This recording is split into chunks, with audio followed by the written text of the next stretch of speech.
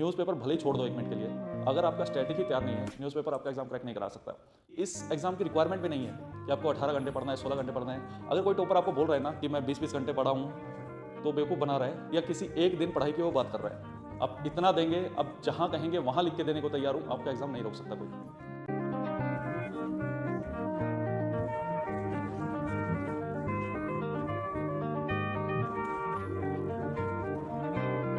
जय Hind everyone, welcome back to AVKS academy. मैं नवीन शौकत एक बार फिर से स्वागत करता हूं एवीकेएस के इस प्लेटफॉर्म पे।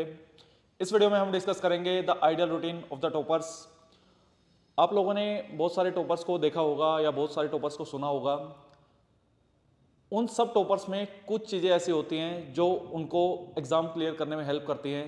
दे आर द नॉर्मल स्टूडेंट्स, लेकिन उन्होंने कुछ ऐसा एक्स्ट्रा ऑर्डिनरी एफर्ट्स किए होते हैं जिनके कारण उनका रिजल्ट बाकी स्टूडेंट्स से अच्छा होता है, जिसके कारण वो लोग टॉपर कहलाते हैं। मेरी लाइफ में मैं बहुत सारे ऐसे लोगों से मिला हूँ, बहुत सारे स्टूडेंट्स को मैंने मेंटोर किया है और उन स्टूडेंट्स ने एग्ज़ाम क्रैक किया है।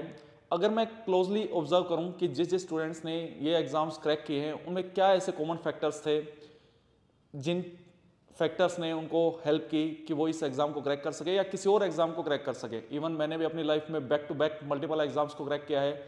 अगर मैं क्लोजली ऑब्जर्व करूँ साइकोलॉजी पॉइंट ऑफ व्यू से, एमबीए पॉइंट ऑफ व्यू से या अदर फैक्टर्स को मैं कंसिडर करूँ, तो कुछ ऐसे कॉमन फैक्टर्स होते हैं, ऐसी कॉमन स्किल्स होती हैं जो इन टॉपर्स के पास में होती है और जिसे दूसरा स्टूडेंट एक्वायर करना चाहे तो वो भी कर सकता है। दोस्त, टैलेंट और स्किल में सबसे बड़ा डिफरेंस यही है। टैलेंट जो चीज़ है वो जन्म से है और skill that can be acquired, that can be learn. और मैं हमेशा बिलीव करता हूँ स्किल्स में, क्योंकि आपके पास एट प्रेजेंट 8 मंथ्स हैं और 8 मंथ्स में इन चीज़ों को अपनाया जा सकता है। ऑफ कोर्स जो चेंज है वो ओवरनाइट नहीं आएगा, धीरे धीरे आएगा, लेकिन इतना भी हमें स्लो नहीं चलना है कि हमारा एग्जाम निकल जाए और हमारा टारगेट है वो 2025 की जगह 2026 पे शिफ्ट हो जाए, 2027 पे शिफ्ट हो जाए। This is not the good decision. चलिए वीडियो को स्टार्ट करते हैं कि ऐसे कौन से कॉमन फैक्टर्स हैं जिनकी मैं बात कर रहा हूँ। सबसे पहले बात करें पॉइंट नंबर 1 कि जो टॉपर्स का रूटीन होता है वो उनका नेचुरल रूटीन होता है, नेचुरल रिदम से सिंक होता है। बहुत बार कुछ ऐसा सुना होगा आपके पेरेंट्स के द्वारा आपको बोलते हुए कि सुबह 4 बजे उठ के मुझे पढ़ना चाहिए, सुबह ब्रह्म मुहूर्त होता है, बहुत अच्छी पढ़ाई होती है, चीज़ें अच्छी होती हैं। दोस्त, अगर आप चीज़ों को, सुनी सुनाई चीज़ों को ब्लाइंडली फॉलो करोगे, जिसमें आपकी बॉडी आपको हेल्प नहीं कर रही है, जिसका में आपका माइंड आपका हेल्प नहीं कर रहा है, तो आप उन चीज़ों को एग्जीक्यूट नहीं कर पाओगे। एक दिन उठ लिए, सपोज कोई पर्सन है वो 4 बजे उठ भी गया और उठने के बाद वो किताब खोल के बैठा है और झपकियाँ ले रहा है, बार बार ऐसे हिल रहा है, ना कुछ फोकस बन रहा है। 6 बजे तक वो मन को समझाने के लिए, पेरेंट्स को दिखाने के लिए पढ़ भी लिया। ये कोई ऐसा तो है नहीं कि मैं आप स्कूल गोइंग स्टूडेंट्स हैं और पेरेंट्स को खुश करने के लिए चलो मैं 2 घंटे पढ़ लेता हूँ और पेरेंट्स गली में बोल देंगे हमारा बच्चा बहुत अच्छा है, सुबह 4 बजे उठ के पढ़ता है। It is related to your career, it is related to your life, it is related to your आने वाली सारी जनरेशन्स। इसमें आपको ये पता होना चाहिए कि आपके लिए क्या सही है और क्या नहीं है। अगर किसी स्टूडेंट की पढ़ाई रात में होती है, समटाइम्स कुछ मेरी प्रिपरेशन के दौरान भी कुछ मेरा समय ऐसा था कि मैं सर्दियों में जल्दी नहीं उठ पाता था, तो मैं लेट नाइट तक स्टडी करता था। ठीक है, 2 बजे तक, 3 बजे तक, मैं 4 बजे तक इजीली पढ़ सकता हूँ और मुझे चीज़ें मेमोराइज भी होंगी। मैं ऐसे बहुत सारे स्टूडेंट्स को जानता हूँ जिन्होंने लेट नाइट स्टडी कर करके एग्ज़ाम क्लियर किए हैं, जो मॉर्निंग में बिल्कुल भी नहीं उठते हैं। इवन अभी जो सिलेक्ट हो चुके हैं वो अभी अपना टाइम टेबल थोड़ा थोड़ा चेंज कर रहे हैं, क्योंकि वहाँ पे ट्रेनिंग में डंडा चलेगा सुबह 4 बजे 5 बजे उठने का। अभी भी उनका उठने का रूटीन 10 बजे 11 बजे है, लेकिन उनका सोने का रूटीन भी तो देखिए 4 बजे है। 4 बजे तक वो करते क्या हैं? ऐसे नहीं सिर्फ गप्पे मारते हैं या किसी से फ़ोन पे बतियाते हैं, वो अपना टाइम पढ़ाई पे लगाते हैं और जो पढ़ाई करते हैं वो एक्टिवली स्टडी है। ऐसा नहीं है कि रात को बस टाइम पास करने के लिए स्टडी कर रहे हैं, बस दिखाने के लिए कि मैं यूपीएससी एस्पिरेंट हूँ, मैं रातों को पढ़ता हूँ, ऐसा नहीं। एग्ज़ाम क्रैक करने के लिए वो पढ़ाई की जाती है। तो अपने आप को बेवकूफ़ मत बनाइएगा। ये पॉइंट है कि आप चाहे सुबह पढ़ें या रात को पढ़ें, इट डज़न्ट मैटर। आप पढ़ते हैं, पढ़ाई ज़रूरी है, ये सबसे ज़्यादा मैटर करता है। सेकंड जो इंपॉर्टेंट पॉइंट है दैट इज़ द विजुअलाइजेशन। आपने मूवी देखी होगी भाग मिल्खा भाग। जब वो किसी भी इंपॉर्टेंट रेस में पार्टिसिपेट करने वाला होता है, तो उससे पहले एक सीन आता है कि वो आंखें बंद करता है और रेस में भागता है और रेस जीत जाता है। उसको पूरा ट्रैक दिख जाता है, 200 मीटर का, जितने 100 मीटर का, जितना भी है, वो रेस को विन करता है अपनी माइंड में। That's a visualization. तो आपकी लाइफ में ऐसी क्या नीड है विजुअलाइजेशन की?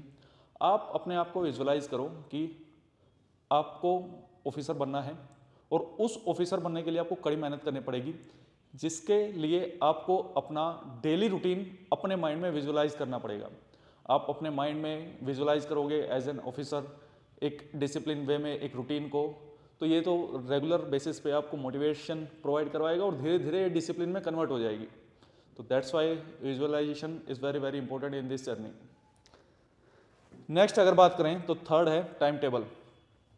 एज आई टोल्ड यू कि विजुअलाइज करो अपने रूटीन को, एक प्रॉपर टाइम टेबल होना चाहिए कि मैं इस टाइम ये सब्जेक्ट पढ़ूंगा। और जिन स्टूडेंट्स को ये समझ में नहीं आता कि मुझे किस दिन क्या पढ़ना है, उनके लिए we have provided 250 days study plan, जो मल्टीपल टाइम्स उनकी रिवीजन पे भी फोकस करता है।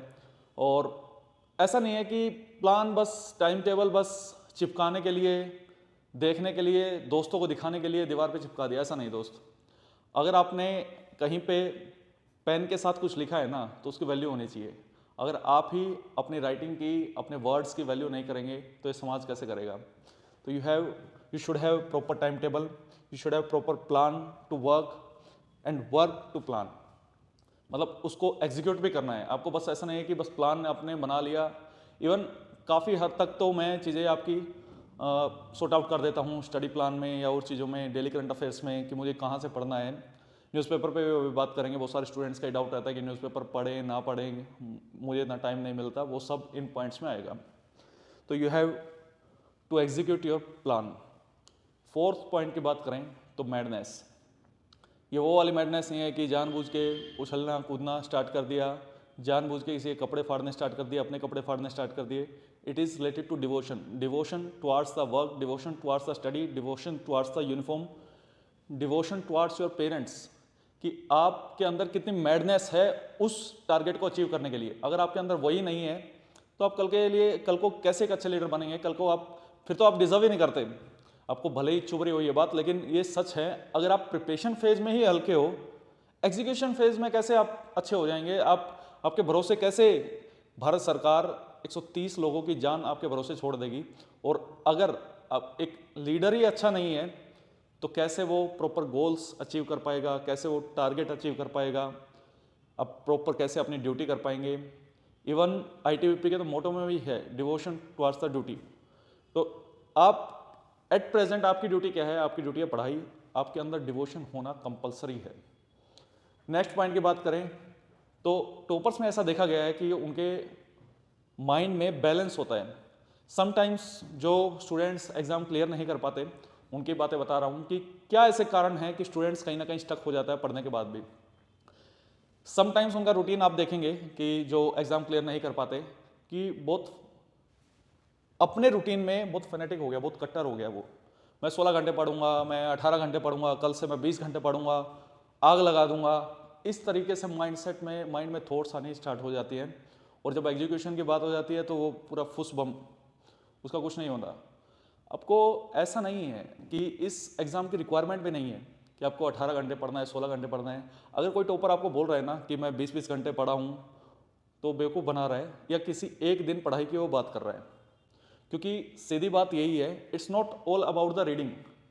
आपके माइंड में वो चीज़ें फिट होनी चाहिए, क्योंकि हमारे जो न्यूरॉन्स हैं वो न्यूरॉन ट्रांसमीटर होते हैं जो आपस में इंफॉर्मेशन को शेयर करते हैं, सिनॉप्टिक कनेक्शन बनता है। जब तक ये चीज़ें सही नहीं होंगी, ये चीज़ें कब तक सही नहीं होंगी? जब तक आपको प्रॉपर स्लीप नहीं मिल रही होगी। आप 7 घंटे सोइए, 8 घंटे सोइए, इट डजेंट मैटर। इतनी नींद की आपको रिक्वायरमेंट है ताकि चीज़ें आपकी लॉन्ग टर्म मेमोरी में शिफ्ट हो सके, जो आपने पढ़ा है वो आपको याद हो सके। जो स्टूडेंट्स बहुत डरा हुआ होगा ना लाइफ में, या बहुत ज़्यादा एक्सट्रीमिज्म अपना लेगा किसी भी चीज़ में, वो कहीं ना कहीं चीज़ें भूलना स्टार्ट कर देगा, उनकी मेमोरी में इफेक्ट आना स्टार्ट हो जाएगा। ये साइकोलॉजी पॉइंट ऑफ व्यू से बता रहा हूँ, मेडिकल पॉइंट ऑफ व्यू से बता रहा हूँ आपको। आपको ऐसा नहीं है कि बहुत एक्सट्रीमिज्म अपना लेना है, आपको 16 घंटे पढ़ना है, तो ऐसी रिक्वायरमेंट ही नहीं है।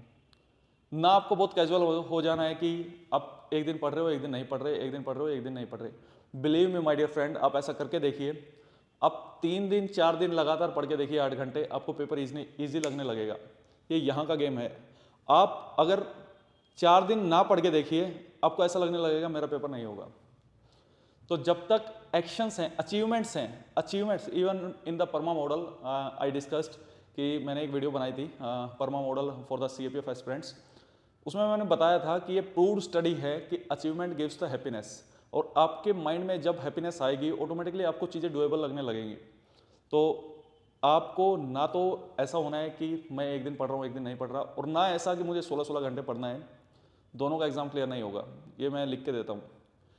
बैलेंस रूटीन क्या है सर, आपके हिसाब से क्या है? यार वीकली आप 50 आवर्स, मैं सरकार बोलती है कि किसी को वर्कर को अगर काम करना है तो वीकली 48 आवर्स का वो काम करे।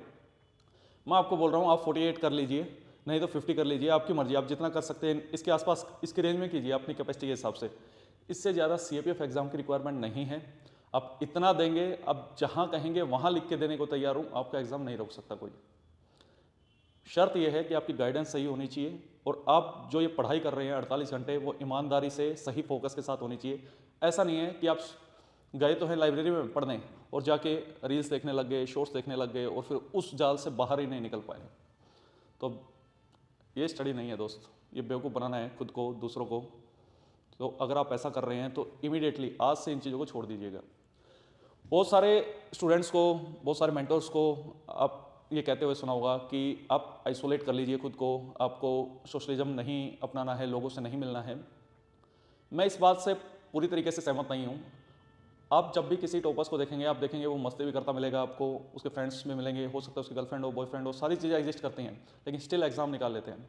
इट डिपेंड्स कि उसकी कंपनी कैसी है, वो जिन लोगों के साथ रहता है। लोगों के साथ रहना इंपॉर्टेंट है इस जर्नी में, क्योंकि जब प्रेशर बढ़ता है तो प्रेशर को रिलीज़ करने के लिए कुछ ना कुछ चैनल चाहिए। इवन हम देखते हैं कुकर में भी सीटी लगी होती है, वो अदरवाइज कुकर फट जाएगा, हम प्रॉपर एग्जीक्यूशन नहीं हुआ तो। हमारी लाइफ भी वैसी ही है।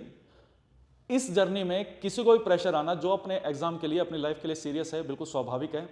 और उस प्रेशर को रिलीज नहीं किया गया तो चीज़ें दिमाग में इतना होना, इकट्ठा होना स्टार्ट हो जाएगी, पढ़ाई में अड़चनें आनी स्टार्ट हो जाएंगी, चीज़ें याद नहीं रहेंगी। Socialization is very important in this journey, but it depends कि आप किन लोगों के साथ सोशलाइज हो रहे हो, उनका माइंडसेट कैसा है। Next, extra activities, physical workout, ये सब चीज़ें, दीज आर द बेसिक। अगर आप मैं ये बिल्कुल नहीं कहता कि आपको जिम करना है, बहुत हार्ड ट्रेनिंग करनी है। आप 30 मिनट की सिंपल वॉक भी कर लेंगे तो that's enough for your body, कि एटलीस्ट एक्स्ट्रा इश्यूज, आपकी हेल्थ कॉम्प्लिकेशंस आपकी बॉडी में नहीं आएंगे, क्योंकि बॉडी बनती ही फिजिकल और मेडिकल, जो हमारे मेंटल स्ट्रेंथ है, इन चीज़ों को मिला के है। अगर किसी की बॉडी ही हेल्दी नहीं होगी तो हेल्दी ब्रेन कैसे एग्जिस्ट कर सकता है? हेल्दी बॉडी नहीं होगी तो चीज़ें सारी इंटरलिंक्ड है, and this is the physiology of our body system. Next, toppers आप जब भी देखेंगे they believe in the unlimited power of the brain. इसका क्या मतलब है? क्या बिना पढ़े सब कुछ कर देंगे? ऐसा नहीं है दोस्त। उनके माइंड में हमेशा कोई भी ऐसा क्वेश्चन वो देखते हैं ना कि जो उन्होंने पढ़ा नहीं हुआ या जो बुक्स में कवर नहीं हुआ उसको देख के वो कभी पैनिक नहीं करते, उसको वो कॉमन सेंस से सोल्व करने की कोशिश करते हैं। अगर वो सोल्व हो जाता है, हाई चांसेस हैं कि वो ऐसा क्वेश्चन सोल्व हो जाएगा। अगर वो सोल्व नहीं होता है तो क्वेश्चन छोड़ने लायक ही था। ये बात उनको पता है कि ऐसे क्वेश्चंस को भी किया जा सकता है जो उन्होंने नहीं पढ़े, और दे आल्सो बिलीव कि they is a limitation for our brain. हम सब कुछ जानते हो, हमने हर किताब पढ़ी हो, हर किताब 50-50 बार पढ़ी हो, it's not possible in specific time period. अगर कोई ये बोलता है कि मैं 8 महीने की जर्नी में पूरी लक्ष्मीकांत 50 बार पढ़ दूंगा, स्पेक्ट्रम 50 बार पढ़ दूंगा, सारी NCERT 50 बार पढ़ दूंगा, अरे पढ़ भी दिया 1 मिनट के लिए, ऐसा मान लें, आपको उसमें से याद कितना रह रहा है? गेम तो वही है, लास्ट के 2 घंटे में आप जो 3 अगस्त को 10 से 12 में क्या परफॉर्म करते हो, चीज़ें वो मेमोरी के बेसिस पे ही तो काम करेंगी। पहली बात तो ऐसा करना ही इम्पॉसिबल है, और अगर ऐसा कोई कर भी देता है तो चीज़ें उसको कितनी याद रहती हैं। और अगर ये चीज़ें 0.00001% मान भी लें कि ऐसा किसी ने कर दिया, तो उसकी जगह असिस्टेंट कमांडेंट में नहीं, इसरो में है, उसको वहाँ पे जाना चाहिए। नेक्स्ट, अगर बात करें कि रिवीजन की, वो फोकस करते हैं प्रॉपर अपने रिवीजन पे। चीज़ों को आज पढ़ा, फिर कुछ टाइम बाद रिवाइज किया, 3 दिन बाद कर लो, पर्सन टू पर्सन वैरी करता है। ये तो weekly revision is the basic necessity, monthly revision is the basic necessity. अगर आप इन चीज़ों को स्किप कर रहे हैं, रिवीजन भले ही आप टेस्ट सीरीज के फॉर्म में कर लीजिए या मल्टीपल चीज़ों शॉर्ट नोट्स के फॉर्म में कर लीजिए, अपने नोट्स के फॉर्म में कर लीजिए, नेक्स्ट पॉइंट उसी पे आ रहा हूँ मैं, लेकिन रिवीजन बहुत ज़रूरी है। नेक्स्ट, अगर पॉइंट की बात करें तो जेन्युइन रिसोर्सेज, उन्हें पता होता है कि उन्हें क्या पढ़ना है और कहाँ से पढ़ना है और कितना पढ़ना है। जब भी आप किसी भी टॉपर को एक एक बुक के एक एक सब्जेक्ट के लिए 10-10 बुक्स के नाम गिनाते दिखेंगे ना, ऐसा नहीं कि उसने सारी किताबें पढ़ी हो, उसने बस एक चैप्टर वहाँ से पढ़ा होता है, एक चैप्टर वहाँ से पढ़ा होता है, एक चैप्टर वहाँ से पढ़ा होता है। जो भी टॉपर बनने के बाद सोशल मीडिया पे जो इंटरव्यूज़ आते हैं ना, उनमें आधा सच होता है दोस्त। मैं आपको वो चीज़ें बता रहा हूँ जब वो ऑफिसर नहीं होते हैं, जब उनका एग्ज़ाम क्रैक नहीं होता है, जब मैं उन चीज़ों को या और उन चीज़ों को ऑब्जर्व कर रहे होते हैं। AVKS में 1000 ऑफ स्टूडेंट्स रहते हैं एवरी ईयर, और मैं सबका कोर्स हेड रहता हूँ, इसलिए मैं क्लोजली ऑब्जर्व करता हूँ, चाहे वो ऑफलाइन स्टूडेंट है, चाहे ऑनलाइन स्टूडेंट है। ना जाने कितने स्टूडेंट से डेली बात होती है, अलग अलग इश्यूज़ पे बात होती है, तो उनको ऑब्जर्व करने के बाद ये सारे पॉइंट्स उनके बिहाफ पे कंक्लूड कर रहा हूँ।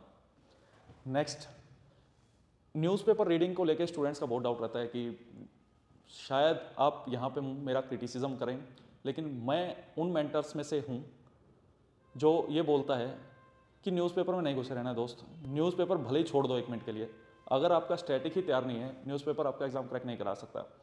अगर आपका स्टैटिक तैयार है और न्यूज़पेपर आपने पढ़ा है नहीं पढ़ा है डजेंट मैटर, और आपकी इंग्लिश ठीक ठाक है, आपका एग्जाम निकल जाएगा। मैं फिर से बोल रहा हूँ, न्यूज़पेपर आपको अपनी नॉलेज बढ़ाने के लिए पढ़ना है, पढ़िए।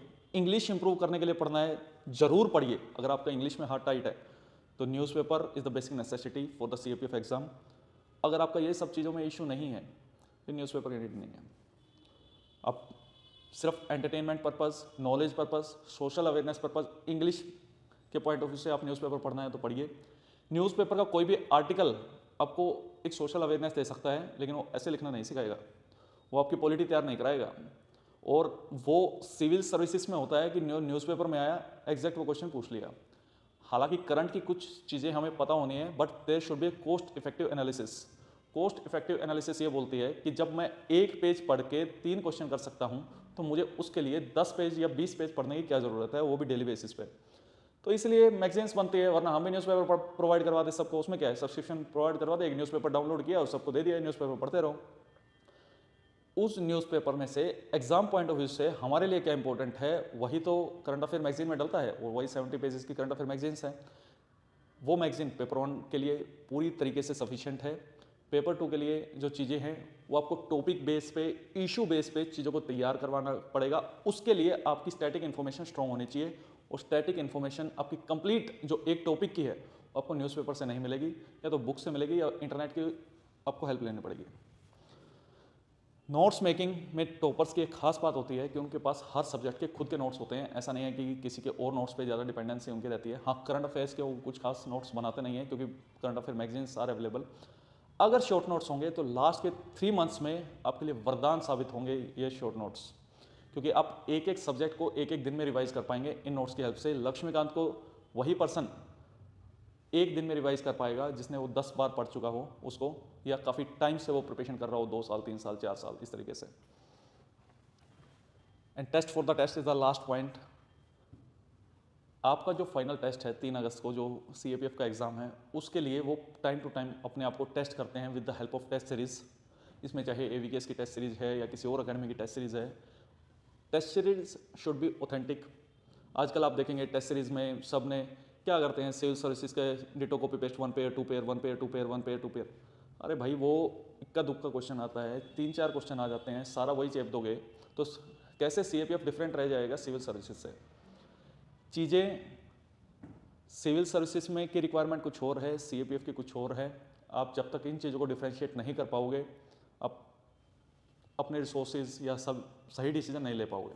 इसके रिगार्डिंग अगर आपको वीडियो चाहिए तो आप कमेंट सेक्शन में बताना, मैं जल्दी एक वीडियो लेके आऊँगा कि कैसे CAPF डिफरेंट है civil services. This is all about today's session, today's video. I hope कि कुछ चीज़ें आपने सीखी होंगी।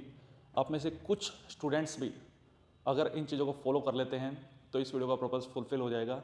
अगर आप आज से अपने अंदर ये चेंज करने जा रहे हैं, अपने आप को पढ़ाई में ये तरीके अपनाने जा रहे हैं, तो कमेंट सेक्शन में ज़रूर बताइएगा। मिलते हैं नेक्स्ट वीडियो में।